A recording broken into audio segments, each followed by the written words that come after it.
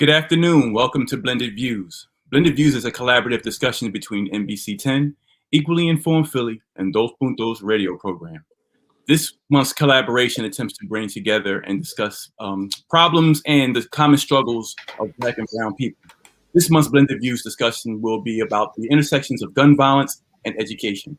My name is Derek Kane from Equally Informed Philly, and my guest speaker today is Tamia Scipio Smith, Masters of Science of Education, and also K through 12. She's the Education Policy Director of Public Citizens of Children and Youth.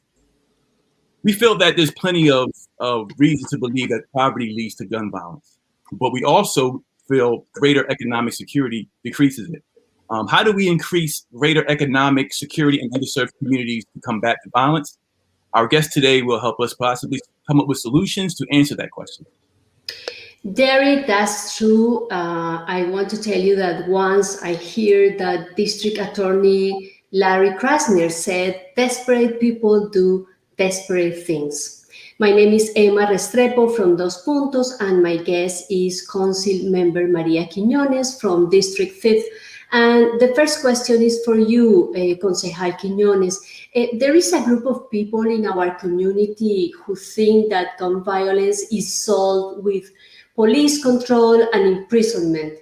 What did you say to these people about the role of education and our schools in the neighborhood?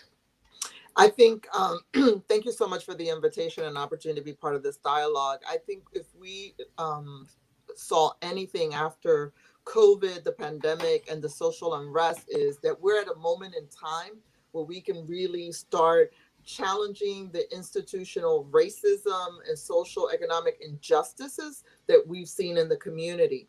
And therein lies the lack of investment in education and the lack of investment in people, right? Not just programs to move people out of generational poverty. I think we've begun the process of saying early investments there's a return on investment when we invest early in people and in our children. But we also, as we're witnessing with some of the gun violences, we can't just say we're going to do the young people and then write off the generation that's living the most traumatic time in our recent history. So investment in education is important, but also investing in people. And we can talk a little bit about why I think that is different than some of the things that we've done in the past. Mm-hmm. Thank you, Councilwoman, for sharing. Tamia, this question is for you. It's actually a two-pronged question. Can you first talk about your work? And secondly, what were you seeing, or what are you seeing in the rise of gun violence in students' neighborhoods? Like, what's some things that some trends that you're seeing that's troublesome, but also helpful as well? Okay. Well, thank you. I'm in the K-12 policy advocacy space, so I advocate for stronger policies for students, starting in early childhood education, even from birth through 3 in a Start Strong campaign, and then extending onward to pre-K for PA or universal pre-K, high quality pre-K for students, and then through the K-12 continuum. In addition, I'm advocating for high quality healthcare for all students. I think all of those issues play a role, or lack of access plays a role in why gun violence is rising. Because this, life, as the councilwoman said, life doesn't begin all of a sudden when you're 18 or you're 20. It begins at the beginning.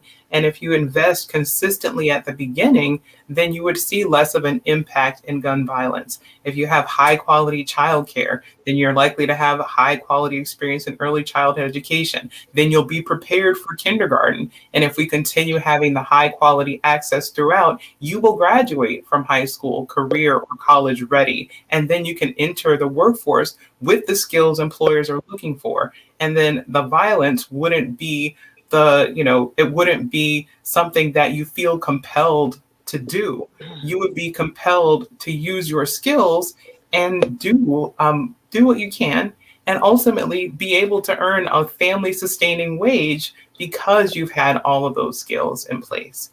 And so I think that rising gun violence is a sign of desperation, but also a sign of failure for the system to not work and adequately address every stage of life with the proper investments so that students could gain skills at every level. Thank you, Tomea. Actually, I have a question that I'm going to mix with a question that one of our people that are connected is asking. John R. Anderson is asking, our state spends an average of $16,000 per year per student. Can anyone explain why it isn't enough money to educate one child?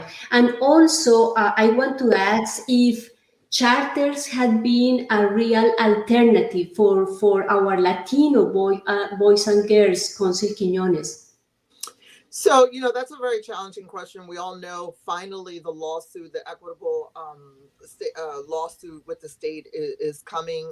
Since the Rendell administration, there was an equitable formula established. Unfortunately, the state funding to the city of Philadelphia and to school districts, only 11% of the school funding from the state level goes through that formula.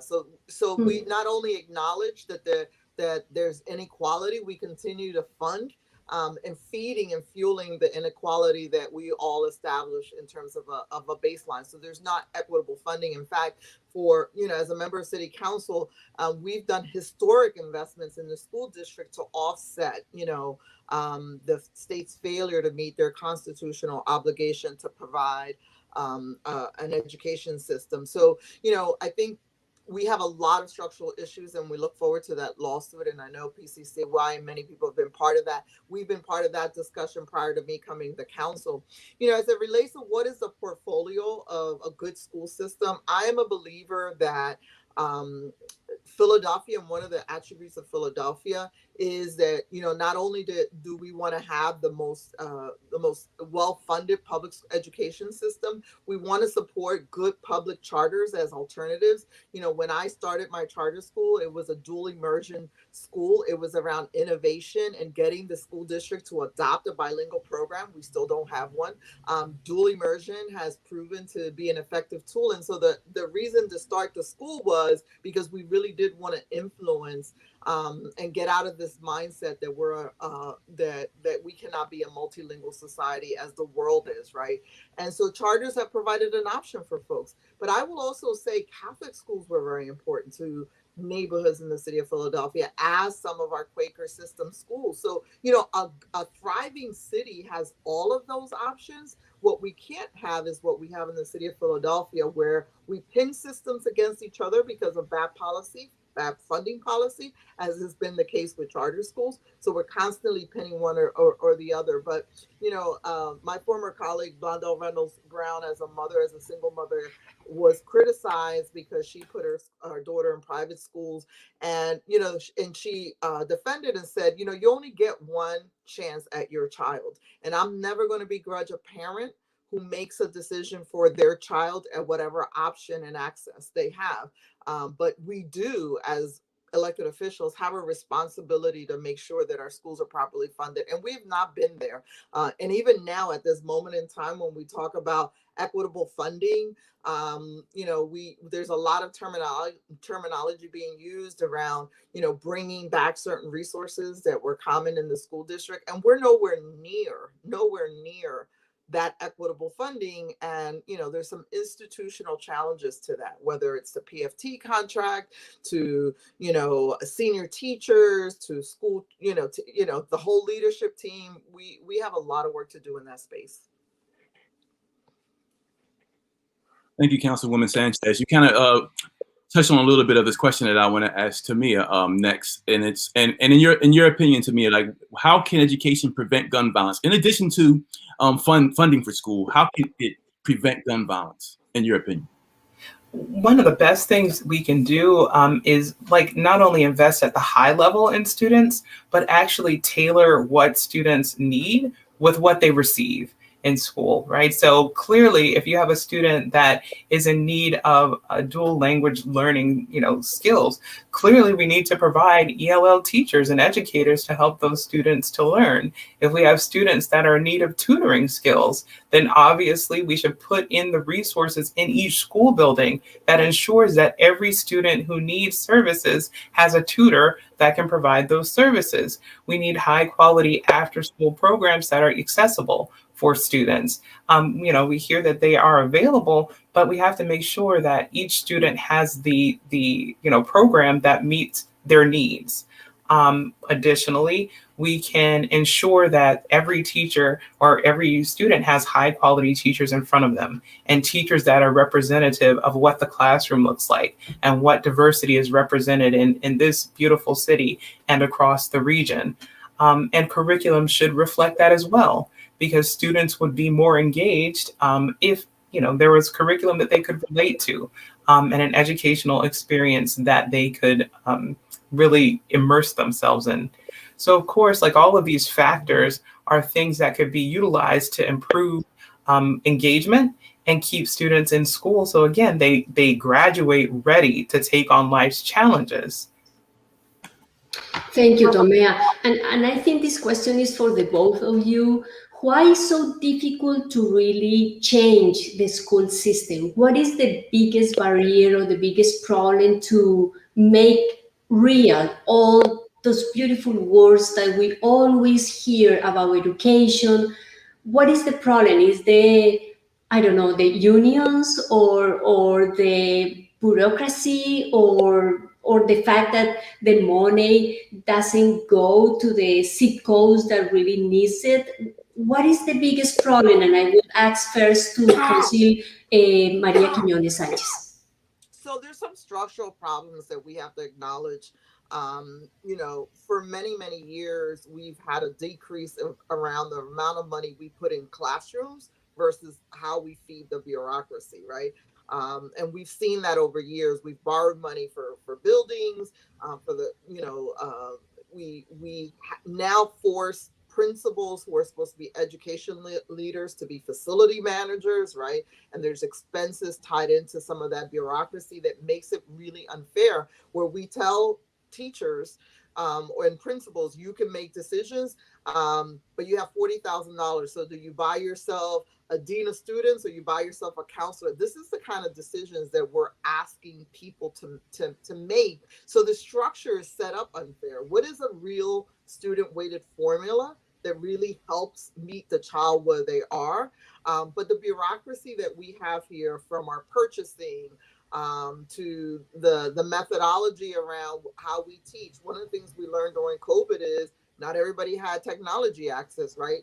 We got to a one-on-one because we had a pandemic, not because we believed that all children should have access to technology. I mean, so when we respond, it's always in this crisis mode, as opposed to what should every child have? What do we guarantee every child? And what do we guarantee parents in every neighborhood? I'm of the belief that there should be a high quality K-8 school at walking distance from every child. It may be a school that's 200 and it may be a school that's 500, but we should at least be able to tell people you are entitled to that, right? As it relates to high schools, then we should offer young people a whole host of options, right? Special admit schools has created a desperate impact on Black and brown kids, access to those special admits. Like, we know structurally all of these things work against our young people, right?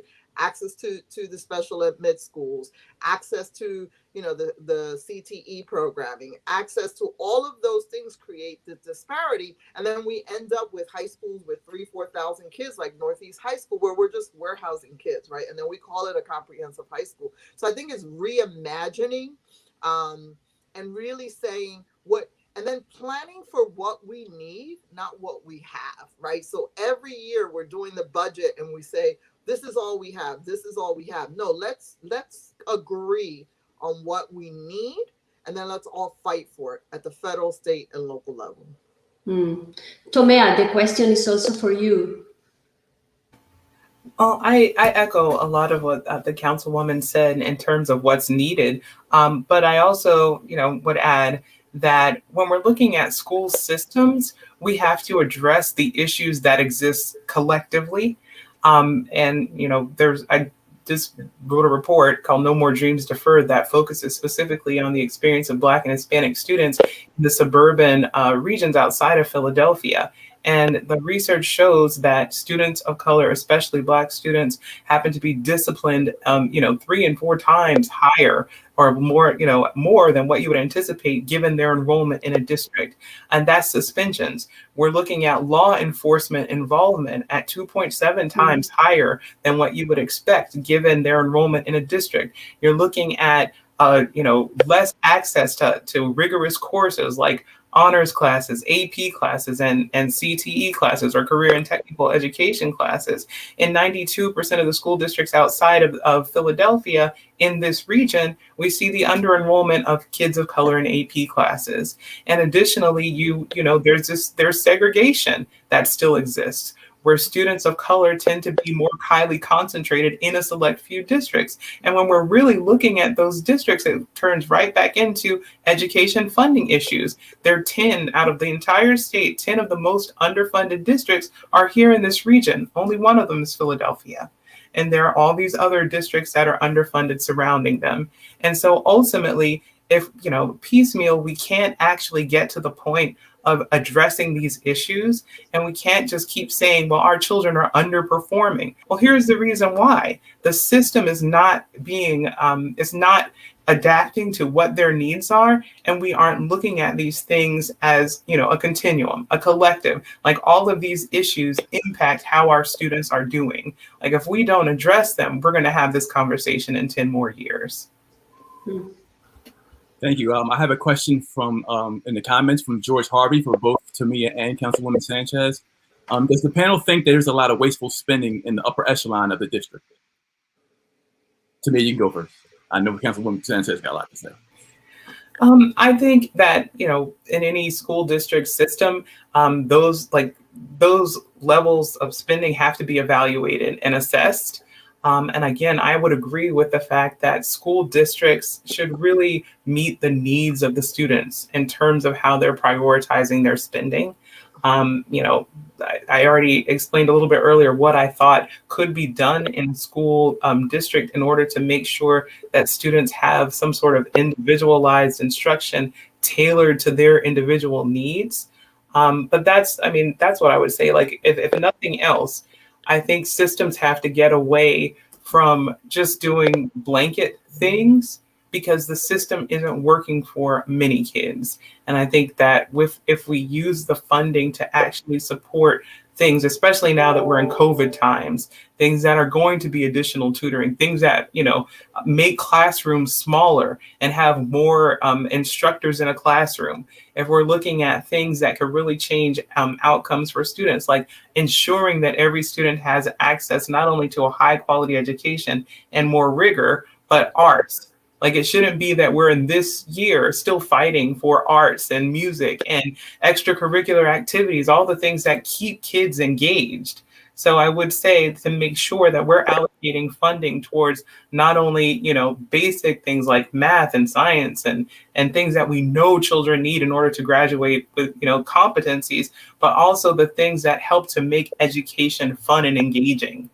And make sure that, again, every kid has access to technology, because it's not as if this pandemic, is going to, the effects of it are going to go away. What we know is that technology is only going to become more important, and kids are going to need upgrades and continued access to high-speed internet, all of these things that we should be focused on to ensure that if there is some sort of, a situation that's similar to what we are in now, that we aren't struggling to get kids who are already behind on some basic track. It should be that they can adapt. And so funding should be directed to make sure that each child is able to do that. Yeah, the only thing I would add to that is, and I said this earlier, when 60% of the money is in the classroom and 40% of it is in the bureaucracy, there is space for us to realign in order to reinvest, right? Because I'm not saying let's pull money. This is about realign to reinvest. So one of the places where we've seen a lot of problems and discrepancy has been around how we've managed our facilities, right? We've had more conversations about buildings and schools than we've had about academic improvements in schools, right? And people have, that is a reality. We have a very old school building system, and that should be addressed. But the examples, whether you use the SLA, Franklin School or whatever, we see this mismanagement, right? And again, I go back to, you need someone to manage buildings, and they need to be accountable, and that needs to be streamlined. And we need to focus on education and what, the investments around education. I do think we feed also a structure that is, again, not the reality pre-COVID, definitely not the reality with COVID around the utilization of technology, the enrichment, this COVID educational gap. What are we really going to do differently, right, to respond to that? I think some of the places where we've made some progress, and again, because of COVID, we haven't been able to see how it'll work. For the first time, we have behavioral health services in every single school to deal with trauma. I take real personal satisfaction in that. We spent 10 years talking about this, and we finally are getting the investment. COVID happened. So, really matching providers and some of the behavioral supports, trauma impact supports in schools, I think is going to be a game changer, because then you don't have school district resources for that, but it really is the city stepping up and providing that support, so that, again, the school district can focus in on arts and culture and the counseling component about helping kids move through that K-16 system that we want to create. Amigos, we are in Blended Views, which is a collaborative platform between NBC 10, Resolve y Dos Puntos radio program, and we are with Council Member María Quiñones Sánchez del Distrito 5, and with Tomea Scipio from PCCY. I'm going to connect two questions from the people that are connected right now with us, and one is from Sandra Graham, and the other one from Adan Mairena, who has been also a guest in this Facebook Live. So Sandra Graham is asking, what about the behavioral schools where students have to hope there isn't a fight, so they don't learn because they have to watch their backs? And also Adan Mairena, and I think I connect both because it's kind of related. Adan Mairena is asking, why can't schools stay open at night, early evenings, as safe havens, and teach civic engagement, community organizing, etc., and make it intergenerational, communal, specific to each community? I mean, that is something related with what you, Concejal Quiñones, were saying about la creatividad y cómo nos reinventamos las escuelas. So the question is for both of you, and I'm going first with Tomea Scipio and then Council Member Quiñones. Tomea.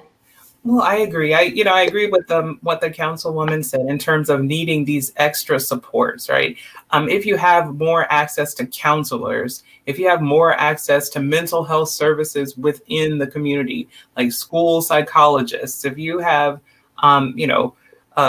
officers who are not are trained on restorative practices, it shouldn't be that children go to school with a fear of being arrested. It should be that they go to school expecting to be served, right? Expecting to receive services that they are in need of. And they're kids, they're going to mess up. They're going to, like we all do. We all have to learn, right? So it shouldn't be that a school is a place that you fear. It should be a place where you go to get the things that you need.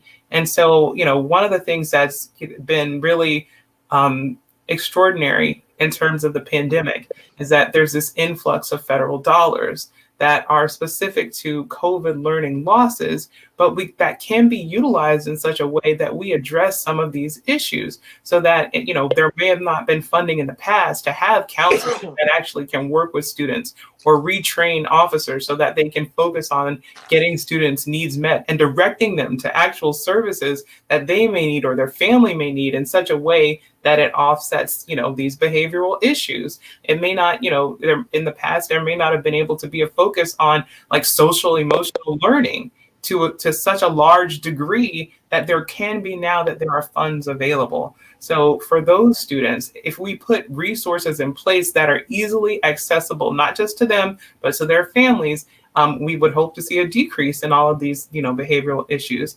And to the point of student engagement and civics, absolutely. There are no more voices that are as powerful as those of students. There are no more voices that are as powerful as those who have lived and experienced, right? So students should absolutely be encouraged to speak up.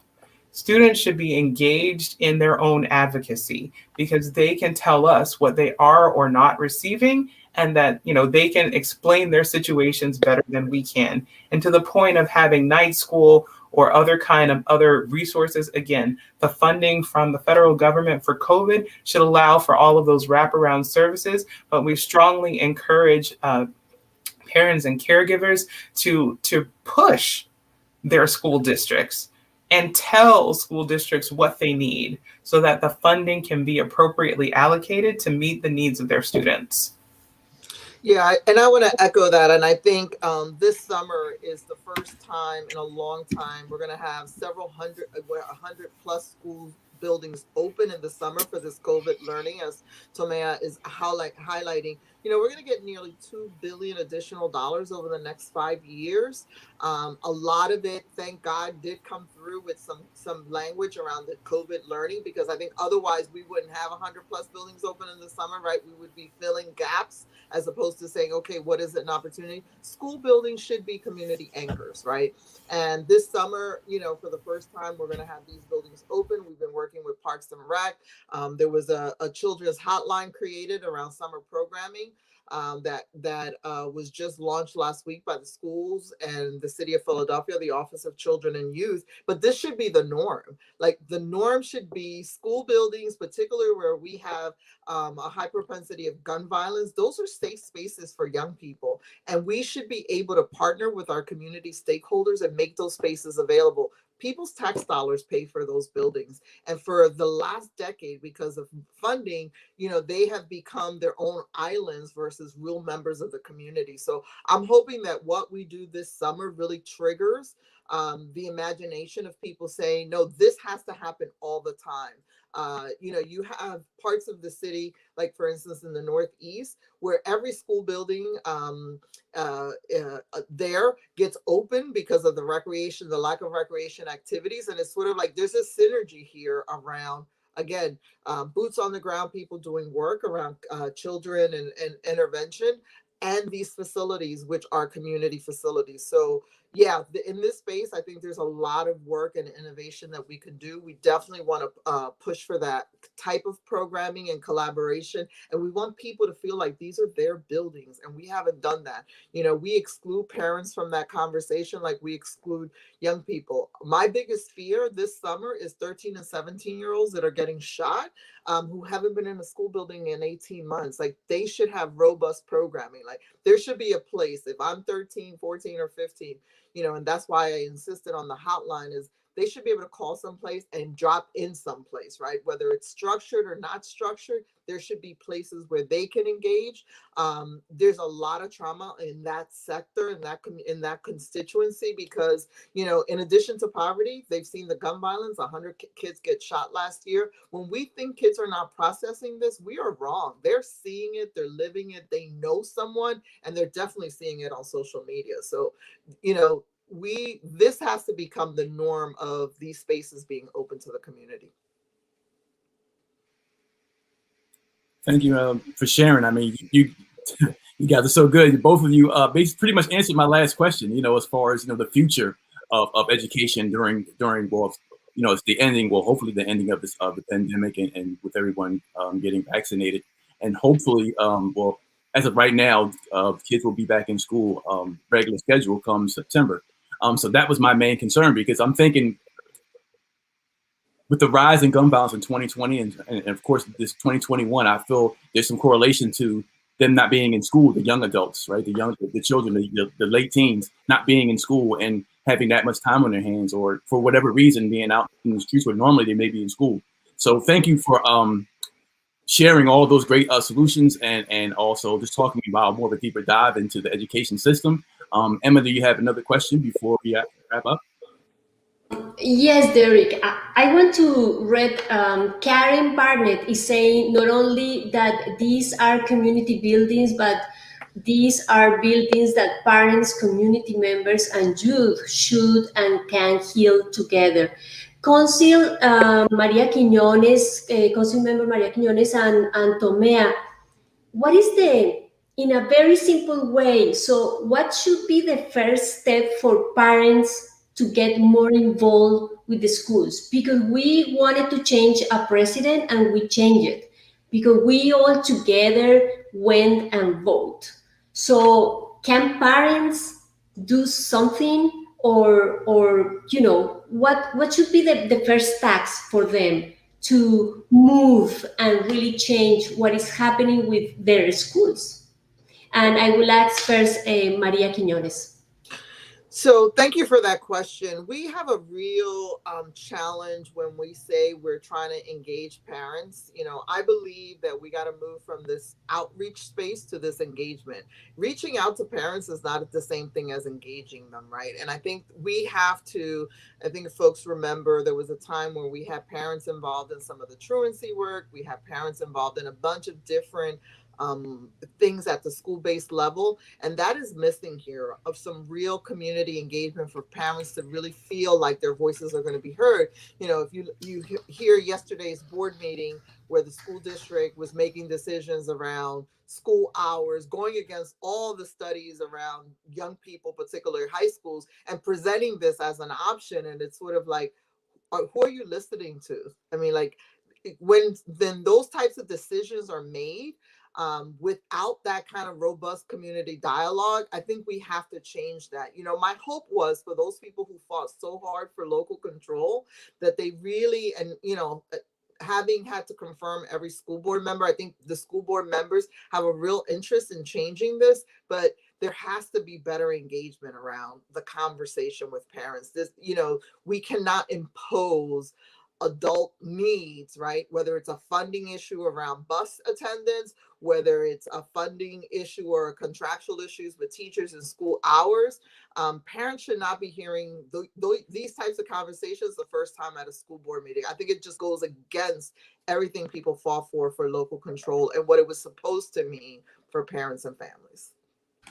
And Tomea, I have seen you from PCCY trying to connect with parents and going to Harrisburg, but what should be the task for parents to really change this reality with schools?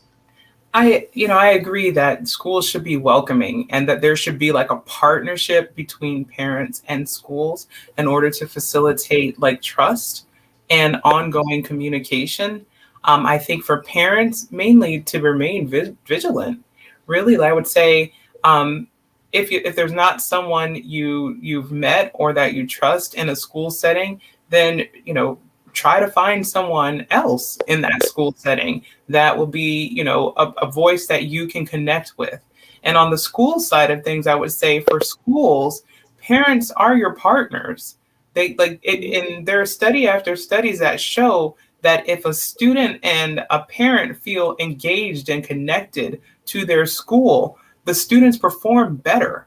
Like they engage more. I mean, there's just countless studies that talk about the importance of that ongoing engagement. So for parents, your child, according to the Pennsylvania State Constitution, is entitled to a thorough and efficient education. That means that you should push and demand better, push and demand more, push and demand services that meet the needs of your child, because all of our futures are riding on it. I want to end this session with this great comment that Karen Burnett wrote in the comments. And I want to read it and we can end on that. not only that these are community buildings, but that these buildings are buildings that parents, community members, and youth should be able to heal together. I think that's a great statement and a great statement to end on. I hope that's what we do from here on out.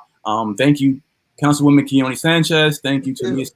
Smith for joining us on this blended views discussion on the intersections of gun violence and education. You guys have a great day. See you next time. Gracias. Buenas tardes. Gracias.